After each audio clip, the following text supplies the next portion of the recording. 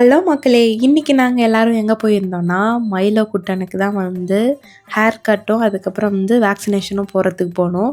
So சாருக்கு வந்து தெரிஞ்சிடுச்சு, அவருக்கு தான் ஏதோ பண்ண வராங்கன்னு சொல்லிட்டு, அதனால சைலண்ட்டா உட்காந்துட்டு இருந்தான். அம்மா வந்து தடவி விட்டுட்டே இருந்தாங்க. சைலண்ட்டா பயத்திலேயே உட்காந்துட்டு இருந்தான்.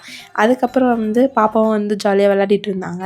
உள்ள வந்து ஒரு பெட் வந்து ஆல்ரெடி கிளீன் பண்ணிட்டு இருந்தாங்க. அதாவது குளிப்பாட்டிட்டு இருந்தாங்க.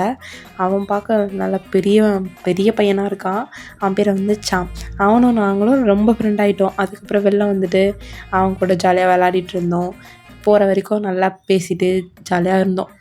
வந்து சாம் வந்து வீட்டுக்கு போயிட்டான். சரி வீட்டுக்கு போயிட்டான்னு சொல்லிட்டு நாங்கள் உள்ளே வந்து பார்த்தா எங்களோட மைலோக்கு வந்து ஹேர் கட்டும் நெயில் கட்டும் பண்ண ஸ்டார்ட் பண்ணிட்டாங்க.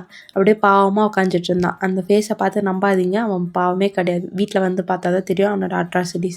நெக்ஸ்ட்டு வந்து எப்போவுமே வேக்சினேஷன் போடுற இடத்துக்கு போயிட்டு அங்கே போயிட்டு வேக்சினேஷன்லாம் போட்டு ரொம்ப சமத்தாக உட்காந்துருந்தான். எப்போவுமே வந்து ரொம்ப ஆர்ப்பாட்டம் பண்ணுவான். ஆனால் இந்த வாட்டி ஊசி குத்துன மாதிரியே அவன் ரியாக்ஷனே பண்ணல. எனக்கே ஒரு டவுட், ஊசி குத்துனீங்களான்னு நான் போய் அவங்ககிட்ட கேட்டிருந்தேன். அவங்களே ஒரு மாதிரி பார்த்தாங்க. அது ஒரு விஷயம். அதெல்லாம் முடிச்சுட்டு ஷாம்புலாம் வாங்கிட்டு அப்படியே வீட்டுக்கு வந்துட்டோம். உங்களுக்கு இந்த வீடியோ பிடிச்சிருந்தா லைக் பண்ணுங்கள், ஷேர் பண்ணுங்கள், அப்படியே சப்ஸ்கிரைப் பண்ணிக்கோங்க. பாய்.